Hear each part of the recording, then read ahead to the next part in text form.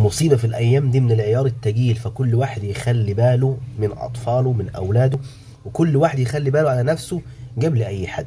مصيبة فعلا كبيرة. في منصات دلوقتي، منصات كتيرة حاليا بتنصب على الناس وبتاخد منها فلوسها بإرادتهم بعقلهم وفي كامل قواهم العقلية. طبعا 90% من الناس عارف المنصات دي وعارف أسمائها كويس، وفي ناس منصوب عليها وشغالة حاليا على المنصات دي. أنا مش هينفع أقول أسماء المنصات دي، لأن لو قلت أسماء المنصات دي يبقى أنا كده بعمل لها دعاية.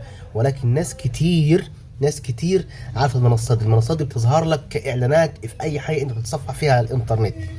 واحدة فيها طيارة بتجري كده من فوق وتجري تجري تجري، أول ما تفرجع كده على مبلغ عالي يبقى أنت كسبت، لو فرجعت بسرعة يبقى أنت خسرت فلوسك. دي اسمها قمار، قمار فعلا.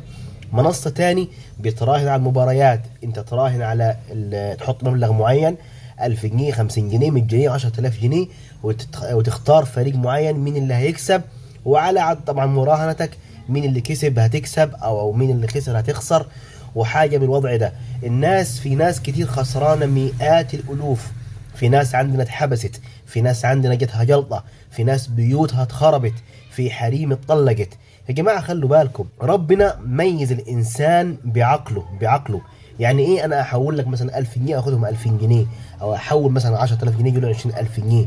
بالعقل كده. ما كانش حد يحتار وما كانش حد يشتغل، ومنصات كتير قبل كده قفلت، ولكن هي بنفس الطريقه ونفس التفكير بترجع تاني، بتضحك على الناس وبتستغلهم بنفس الوضع. ولكن الناس عمرها ما بتتعلم ولا هتتعلم.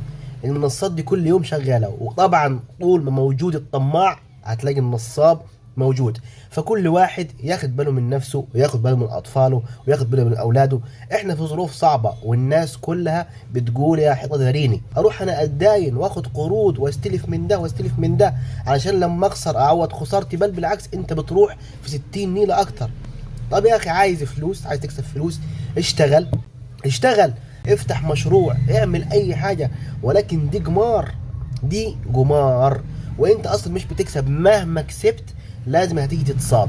المنصات دي معروفة، وممكن تبحث عن النت تلاقي ناس كتير منصوب عليها. فخلوا بالكم يا جماعة، خلوا بالكم على فلوسكم، على أولادكم، على صحتكم، على مقتنياتكم. مش كل انا ما نشوف اي منشور او نشوف اي كلمه خلاص يبقى كده الدنيا بقت وارد ومش عارف ايه. وما شاء الله بيعرفوا يستغلوك. بمجرد بس ما تكسب لك 200 300 جنيه بتبني احلامك، بتقول خلاص انا هشتري وهعمل واجيب عربيه و لا اسم الله، كان غيرك اشطر. فخلوا بالكم.